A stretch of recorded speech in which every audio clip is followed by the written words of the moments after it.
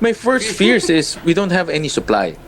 And if we don't have any supply, the entire country will stop operating. Everything will just freeze. We're looking at probably a scenario where during the pandemic when everything just stopped. No? And with that, but this case with oil, there's a spillover effect to inflation. Unlike in pandemic when everything stopped, inflation also stopped. But in this case, inflation will push because obviously some enterprises will probably sell oil at a very expensive price, and that will translate to other products. Nako, Russia nang aasar kay Bongbong mga kadonatics. Panoorin nyo naman to. Eto, tingnan nyo ha. Okay. Ang dumating kasi sa Pilipinas na crude oil galing Russia ay Saraskay. Sa dami-dami nilang ship mga kadonatics. Eto talagang Saraskay ang pinadala nila, oh, no? Ayan. Look at that mga kadonatics. Sabi ni Sasrugado sa asot ito. Russia. Nang aasar ba kayo? First oil shipment pinadala through a ship named Saraskay. Kung nangaasar kayo, tuloy lang. Ay, kakatuwa naman talaga mga kadonatics, no? Pati yung circumstansya ay pumapabor kay Inday Sara Duterte. Anyway mga kadonatics, eto, nakakabahala talaga pag ay hindi nila mapigilan kasi mga kadonatics ang pagtaas ng crude oil or gasoline sa Pilipinas. Nako, baka mag-shutdown yung Philippine economy mga kadonatics or ang Pilipinas. Nako, patay. Okay, panaurin natin. Gatchalian. Okay, Rex Gatchalian. Okay, eto mga kadonatics. And I've been monitoring your hearings. I think no one has mentioned, but correct me if I'm wrong, no one has mentioned the ASEAN Petroleum Security Agreement or the APSA, which will, right? I mean, why isn't anyone talking about that? Correct. Although that is a very important feature of ASEAN. In fact, that should be taken very seriously in light of this. But I understand with the APSA, it's a framework that is still that they still need to operationalize. Nevertheless, it's very important at this point because especially now that we are chairing the ASEAN, I think that should be front, right, and center in the discussions. Yeah. Everything stopgap measures at this point, and in terms of cohesiveness in plans, are you getting a clear answer that yung bang meron bang nagkukumpas, hindi yung basta announcement lang, bits of information here and there, but do you think the Filipino people deserve better in terms of, okay, this is the game plan, this is what we're going to do, and not just bits and pieces of info coming from a hearing, for example, and you're going to be lucky enough to tune into, or meron bang kailangan communication plan dito, Senator? But Carmina, in the first hearing, it's very clear that there is no unified, comprehensive, and cohesive national contingency plan. There's no plan at all. No, so government. There's no plan at all. Is, at least in my observation, and government is reacting on a reaction basis, meaning if somebody or if a sector will clamor for this, then government will give support. If a sector will clamor for this, then government will give support. But that's tama talaga mga kadonatics. Para bang walang preparation. Sinabi ko na yan noon sa inyo no? Walang preparation nga mga kadonatics. Kung sa boxing yan, doon na lang siya sa ring mga kadonatics nagpe-prepare. Nag-react na lang siya kung ano yung ginagawa ng kalaban. Dahil wala siyang preparation mga kadonatics, hindi niya alam kung paano i-knock down yung kalaban. Ganito din nangyayari ngayon sa Pilipinas mga kadonatics. We are just reacting to what is happening on the daily basis mga kadonatics. Walang preparation ahead of time not a plan, that's reaction. So I'm very optimistic that now the executive order to create the Uplift Committee has been created, and I'm very optimistic that the president will now take charge and put a lot of urgency in this matter, especially in crafting a plan, because the plan is very important. We also that also Ngayon ba magplano mga kadonatics na crisis stop? Kakaiba talaga itong gobyerno ni Marcos, no? Ngayon pa magpaplano. At etong mga senador, wala ding signals how much do we need, whatever the different scenarios will happen in our country. So in a worst case scenario, we should plan where do we get the funds, how do we get the funds, how do we mobilize the funds. Just like during the pandemic, we had to come up with different supplemental budgets so that we can address the prevailing issue. The same thing should happen at this time. We just need to plan for the worst, because until this morning when I was looking at the news, there seems to be a lot of movement or conflicts or bombing even in the Middle East region. How dissatisfied or satisfied are you with how the DOE has been handling the crisis so far, Senator? I find them they lack a sense of urgency. Frankly speaking, I know that they're working. I know that they are moving, but this is a different case. We're really seeing a possibility of not having supply in the next 60 or 90 days. We should actually talk about, even at this point, I'm just talking to some constituents. Some constituents are already open to having fuel rationing.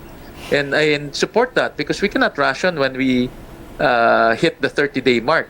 If we can extend this until December by rationing, then government should start doing so. So those are the things that we need to see from the DOE. We need to see a game plan, a strategy, a contingency plan.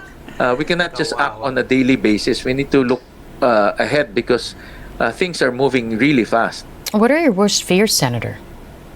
My first fears is we don't have any supply, and if we don't have any supply, the entire country will stop operating. Everything will just freeze. We're looking at probably a scenario where during the pandemic, when everything just stopped, and with that, but this case with oil, there's a spillover effect to inflation. Unlike the pandemic, when everything stopped, inflation also stopped. But in this case, inflation will push, because obviously some enterprises will probably sell oil at a very expensive price, and that will translate to other products. Finally, before we let you go, I know you spoke a little bit about this already, but the joint exploration with China. Why are we even talking about joint exploration? There's a concern that this might be detrimental to the country. Why not give them a service contract, like some existing service contracts already with China? Go ahead, Senator. Well, that conversation has been there it's not a new conversation. It's been there since the time of President Gloria Macapagal Arroyo.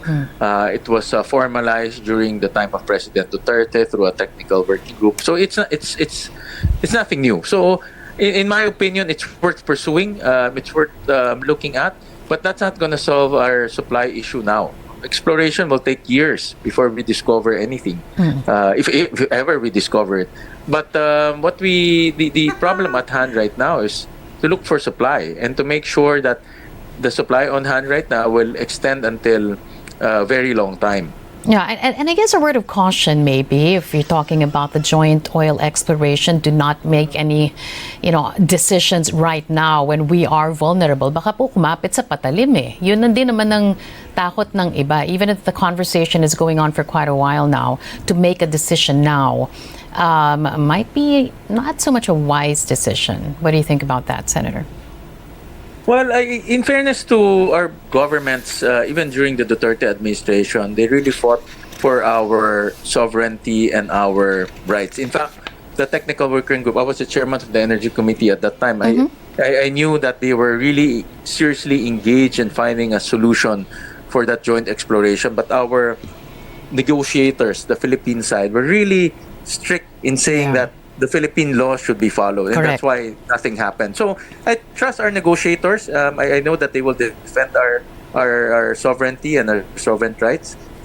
So again, no, if something good, I don't think, again, it's not gonna solve our problem now. No? It's a good conversation piece, but it's not the solution right now. All right. Any more hearings coming up in the next weeks? Are you? We're putting up a interim report for this ad hoc committee, and we'll be giving the administration as well as our senators our recommendations and our findings, and then we will be monitoring from then on the recommendations to the executive, especially to the Department of Energy. All right. Eto mga kadonatics, ang House of Representatives walang magawa kay Inday Sara Duterte. Nangihinakit na sila mga kadonatics. Ito panoorin natin. Ayan. Kawawa ang mga congressmen, no? Hanggang iyak na lang sila mga kadonatics. Ayaw kasing dumalo ni Inday Sara Duterte sa useless na hearing na yan. Well, anyway, ito. Panoorin natin. Actually, medyo delikado kung gagawin nila kasi doon sa rules nila on impeachment na ipinasa during the 19th Congress, walang contempt powers yung Committee on Justice dito sa pagdidinig. Meron silang contempt powers doon sa mga inquiries in aid of legislation. So, walang rule na ganon at kailangan nilang i-interpret yung sarili nilang rules in such a way para magkaroon sila ng ganong klaseng power. In which case, dahil vague siya, madadala sila sa hukuman para i-clarify yan, para ma-establish nila yan with any certainty. Yung mag-i-interpret ng saligang batas or yung kanilang rules ay ang Korte Suprema. So, medyo delikado yung kanilang ginagawa if they find the respondent in contempt. Naririnig nila yung mga naging desisyon ng House of Representatives, lalo na dyan sa Committee on Justice, na una na nilang napagdesisyonan, sufficient informed, tapos yung substance, tapos yung grounds. Kung iisipin, kumbaga nakita nila na guilty ang Vice Presidente, dapat tapos na. Dapat ipasa na ito or magkaroon na sila ng penal desisyon at hindi na magkakaroon pa ng hearing o investigasyon po. Ano po yung paliwanag ukol dito po sa sufficient informed, substance, and ground? And ito ba'y nasunod po sa tingin po ninyo? Kasi bakit pa nagkakaroon pa ng mga pagsusumpina ng mga dokumento, pati pagsumpina po ng ilang personalidad? Well, of course, strategy then, it is possible na strategy on the part of the House. Tingin ko is part of the reason of this is they want to prolong the proceedings. Maraming reason para i-prolong yan. Nasabi ng iba na, of course, it gives them more exposure, more publicity. On the other hand, baka they don't have numbers in the plenary yet para dun sa kanilang decision na gusto nilang maiabot. On the other hand, so entirely na-interpret lang Committee on Justice in this manner yung kanilang rules because, well, they've never done this before. Kumbaga, yung rules ng 19th Congress, bago yan hindi yan nangyari before. Hindi natuloy yung kanilang pagkikilatis in the previous year. So, they're interpreting this in their own way. Posibleng lahat yan, good faith naman nag-i-interpret lang sila ng ganito. Pero ang totoo niyan, at kahit sino dun sa mga abogado dun will understand na yung existing example ng trial ng hearings para makahanap ng probable cause, maihahalin tulad natin dun sa proceedings ng mga prosecutors sa Department of Justice. At dun sa mga hearings na yun, kapag hindi dumating yung respondent, then the prosecutor will make a decision based dun sa mga ebidensya na hawak na nila. Pero dito, nakakapagtaka nga, unang-una gusto nilang dumating si Vice Presidente. Pwede namang nilang ituloy yung pagdidinig nang wala siya doon at gumawa nga ng desisyon based dun sa ebidensya na hawak na nila. For some reason, ayaw na nila ng gano'n. Gusto nila talaga dumating si Vice. Opo. Sa tingin niyo po, ang committee po, yung kaibahan po nito sa regular na hearing sa ibang... Ano kaya ang mangyayari mga kadonatics pag dadalo talaga si Inday Sara Duterte with all, her power, mga kadonatics. Ay, gusto ko talagang yung sampalin sila ng todo-todo ni Inday Sara Duterte, mga kadonatics, during hearing.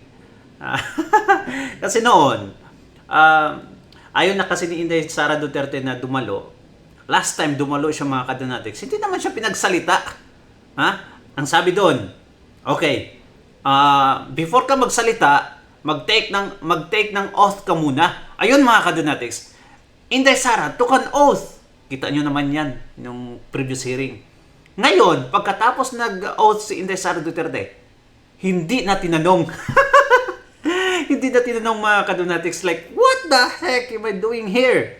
So, ang tinanong nila yung si Acosta, kung saan tinira talaga masyado ni Bruja na si Luistro, at yung si Attorney Zulaika. Yung dalawa, mga kadonatics, yung grabe. Ha? Pero si Inday Sara, hindi. So, bakit pa siya dadalo this time, di ba? Ang mga usapin, may kakayanan po ba silang mag-contempt? Kagaya po ng halimbawa, meron silang pagdinig na ayaw dumalo nung kanilang ipinatawag, pwede nilang ipasumpina muna hanggang sa ipapa-aresto. Maaari din ba nilang gawin ito dito sa impeachment hearing na ito nila dyan sa komite?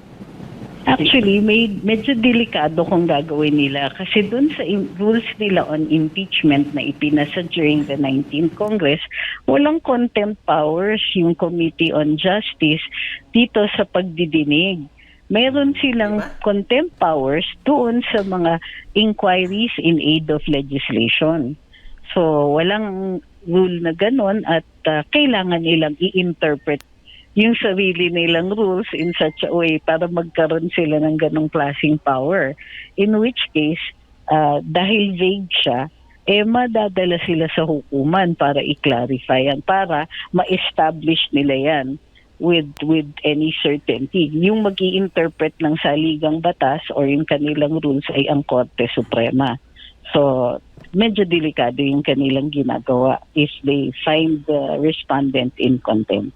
Opo, may isang interview rin no, sa ibang himpilan dito kay Congressman Luistro. Di ko lang alam kung napanood niyo po kung saan natanong siya sa posibleng senaryo. Halimbawa, yung pagpapasumpina po no, doon sa spokesperson ng legal team or defense team ng pangalawang Pangulo, si Attorney Poe. At halimbawa, kung tatanungin siya, tapos igigiit ng, halimbawa lang to, igigiit daw ng abogado na hindi siya sasagot kasi maaaring gamitin ito doon sa trial na sa Senado. At kung hindi siya sasagot, kung meron bang contempt, no?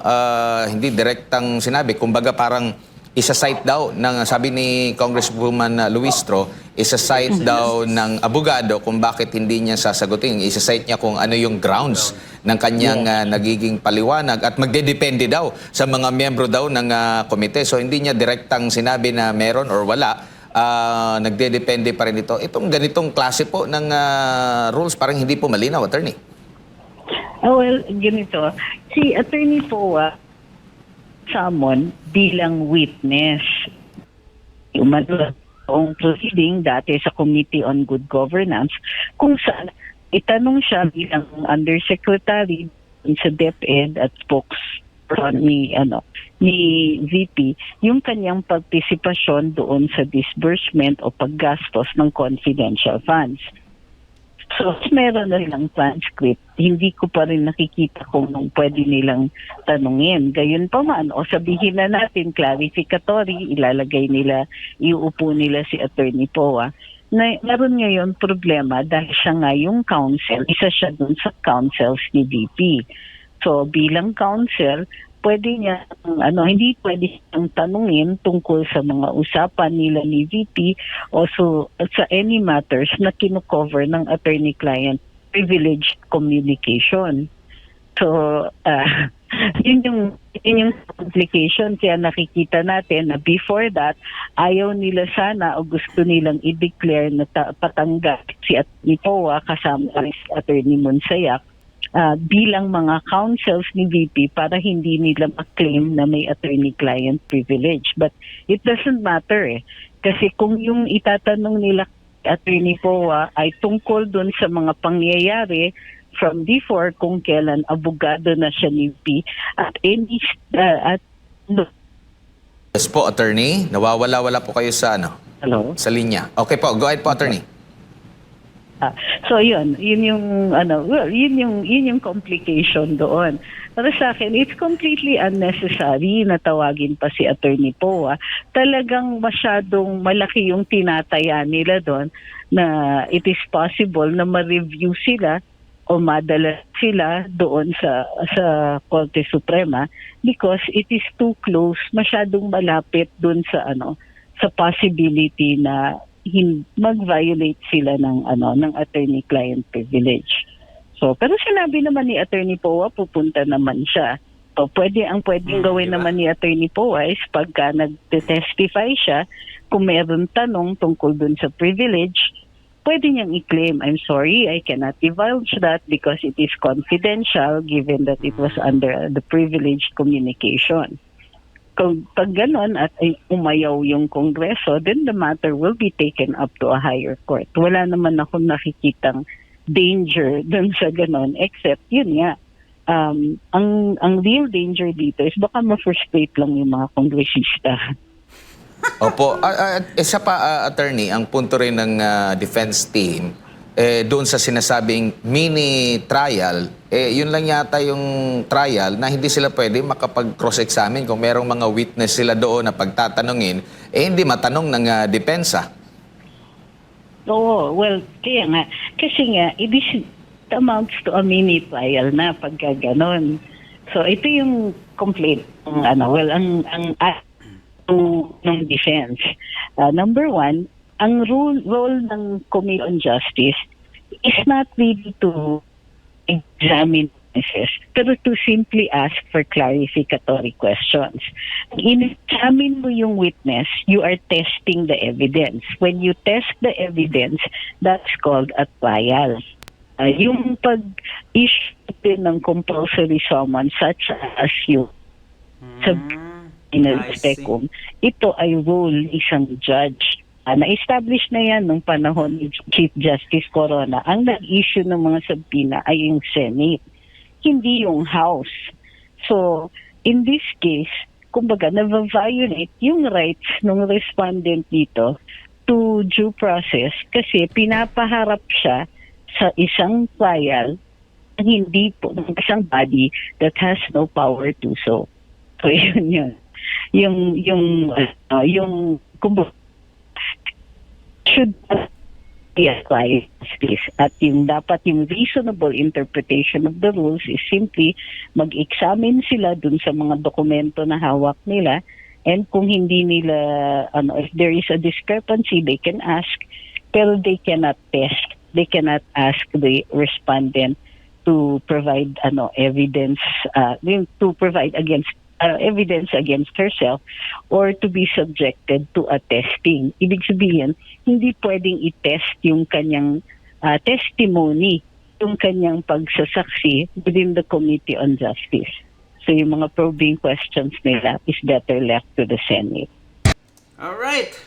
So what do you think mga kadonatics? Nako naman, delikado. Delikado talaga to. Ang Pilipinas delikado. Pero yung impeachment case ni Inday Sara Duterte ay talagang positibo tayo doon mga kadonatics na hindi yun gagana sa ngayon pa na yung interest ng mga tao sa crisis wala na sa impeachment. Pati yung mga congressmen dapat lang ganun din mga kadonatics. Well, anyway, comment down below at babasahin natin mga kadonatics. Don't forget to like and subscribe. Thank you so much and God bless you mga kadonatics. Bye-bye.